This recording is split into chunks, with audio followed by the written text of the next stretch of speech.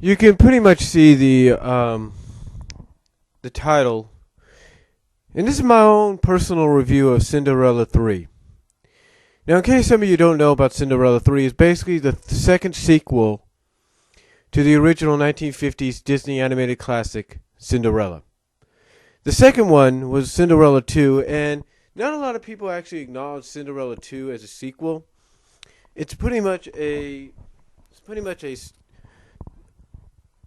basically it's just a compilation of short stories, and that's it. Basically, if you were looking for something to be like a pilot to a Cinderella television series, Cinderella animated television series, Cinderella 2 would probably be that pilot. To me,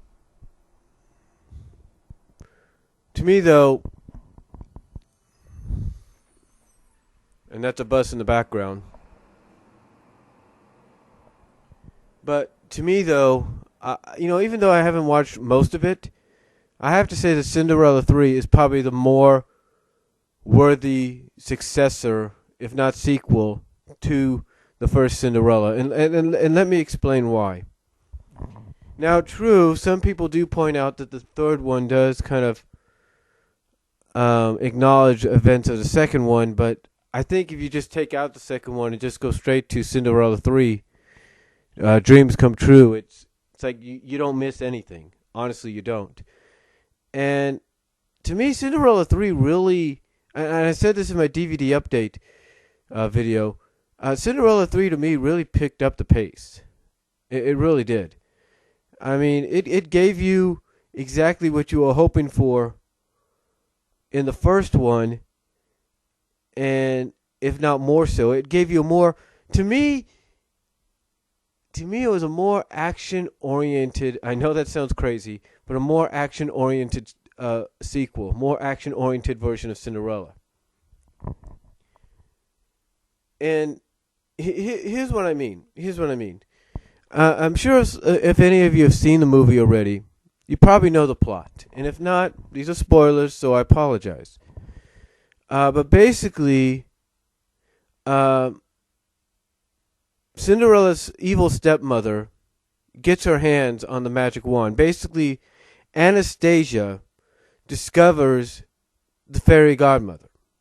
She locates her. She takes the wand and I guess accidentally turns her to stone or something. I'm not sure. And basically, she shows it to her mother, and her mother starts using this power to basically get what she wants. And what she wants is, surprisingly, it's not just to have one of her daughters, more so Anastasia, to marry the prince instead of Cinderella, but she wants total control of the kingdom. Yeah, that's basically what they turned the stepmother, Lady Tashlemaine, or I can't pronounce her name, and I apologize for that to anybody. That is basically what they do here with her. They basically turn her into another character, another villainess that wants to take over the kingdom. And that basically you find out, I guess, throughout the film. Because like I said, I haven't seen all of it yet. This is just from what I've seen, my own personal review. But apparently she had more plans than just, I'm going to inherit and take over the wealth and all this from Cinderella's father, and she's going to be our slave and all that, blah, blah, blah.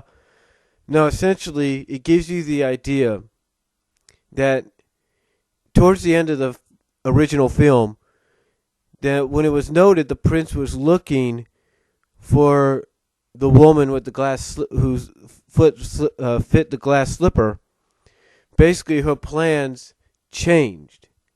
Now she had a new goal, and that was not just, have the wealth that she did, but now have the opportunity to take over the kingdom with one of her daughters marrying the prince. And you get that, you kind of get that here in this movie. But what's funny about this, and I will give the second one, even though, like I said, you could skip the second one and not have to worry about it. The one thing I will give Disney credit for, which is, because I don't know if this ever happened in any of the original follow-ups to the Cinderella story or not, but I will give Disney credit that they did something that when I saw a little bit of the second one, I didn't see coming. And that's basically, they basically revealed that Anastasia, the redhead, is actually good at heart. She actually has a good heart. And that she only was manipulated and made into who she was because of her mother.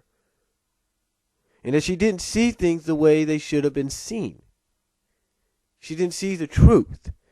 And like I said, I'll give credit to the second film. They did that with one of the stories focused around her.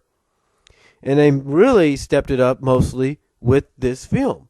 And like I said, you could take the second one out and just go right to this film and nothing would be missed. Nobody would say anything and because nothing would be missed. And still, they basically, with the character of Anastasia, they hit it out of the park with her redeeming herself, with her redemption. Because you realize that she is starting to see the truth, and she realizes that, hey, if she's going to be loved, she wants to be loved for who she is and not for what her mother wants. And apparently what she sees what her mother wants, but basically what she sees what her mother wants is not for her daughters to marry because of love.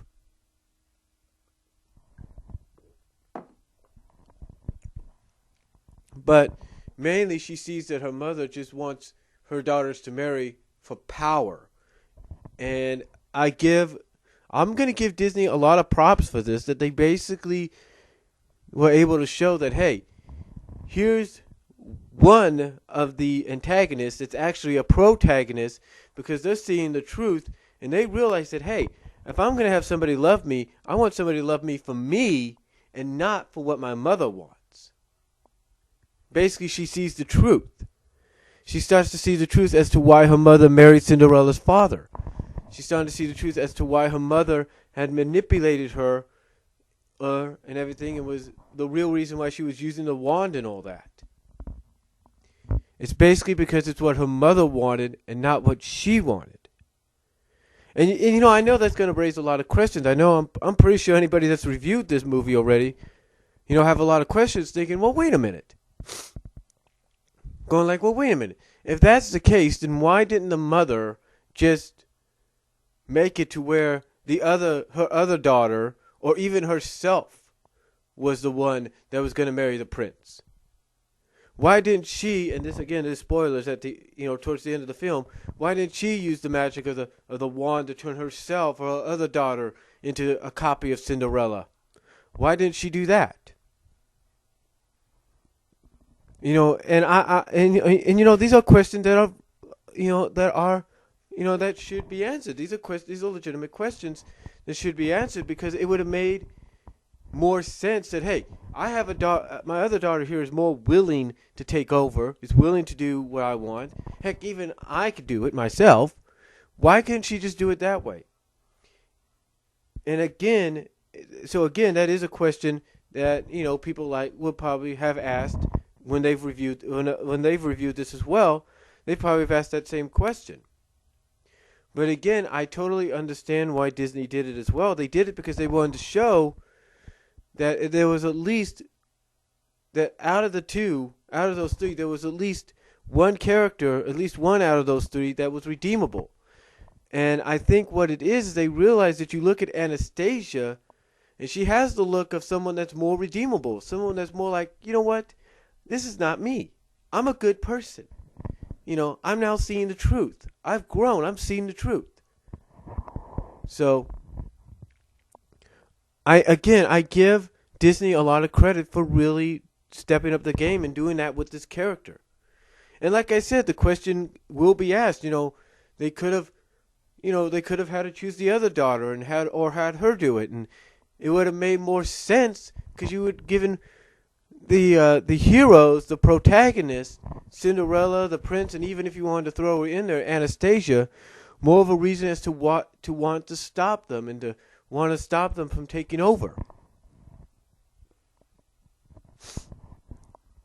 So overall, again, I give Disney credit for doing what they did there. I really do, but again, it does raise the questions as to why they just didn't do it the other way, to make it more of basically making it more of stacking the deck against the heroes, if you know what I mean, the protagonists. And again, to me, Cinderella 3, I know people, they have the differences about it, there's no doubt about it, but you all have to admit that if you take out the second movie, nothing's lost. And that this has basically stepped up the game for sequels. It's probably one of the better sequels that Disney's ever done.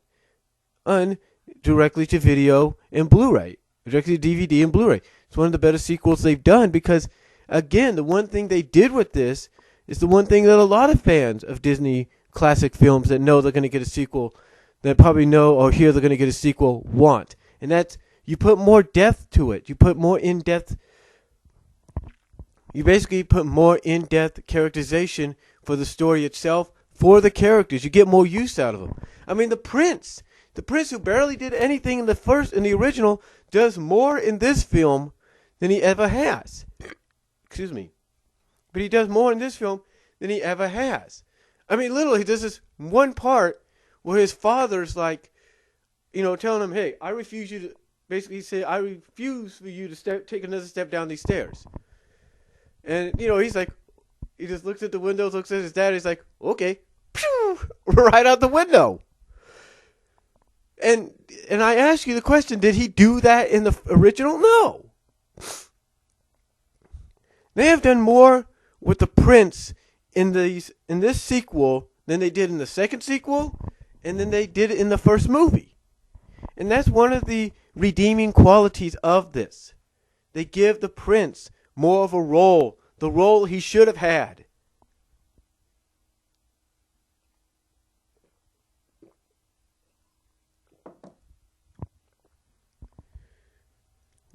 And to me, that's another redeeming quality for this film. They give the prince more of a personality. And another thing, like I said, at the beginning of this, the one thing they did with this film is they made it more action-oriented. Yes, it was still about Cinderella. Yes, it was still about, the stepmother trying to reverse time and put things in her favor and all that, but it was more action-oriented than it's ever been. Than any sequel had based on something princess-wise had ever been.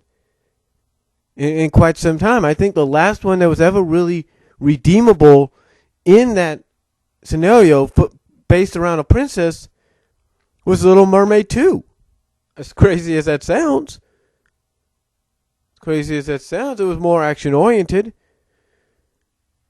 Now, I know there have been other sequels that have come out too. You might say Mulan's more in that category, being more action-oriented. That's fine. But to me, when you look at this, especially towards the end, it really picks up, I believe, from what I understand, from what other people have said. Because like I said, I haven't watched it all yet. I'm just going by what I've heard and from some of the things I've seen. But to me, it really starts to pick up around the middle to the end. I mean, yeah, kind of slowly. It's kind of a slow, dragged out thing, I think, at first, but it really starts to pick up. It really starts to pick up towards the middle and the end. It really does. So, to me, if you have not seen this movie, if you've not seen the sequel, do yourself a favor. If you have Cinderella 3, or if you want to see it, I hear it's on YouTube. And if you don't got it on YouTube, if you can't find it on YouTube, rent it from Netflix, or if you have the money, go buy the double pack. Just don't watch the second one because, like I've said, the second one is like nothing's. If you skip it, nothing's really missed. So check out the third one. I guarantee you will like it because from the things I've seen and heard, it's actually pretty good. I think it's one of the best sequels they've had in a while. It really is. So that's all I'm going to say about Cinderella 3. My own personal review of Cinderella 3, Dreams Come True. From what I've seen and heard. So check it out, ladies and gentlemen. And that's all I'm going to say. Comment below. Let me know what you guys think. I'll talk to you later.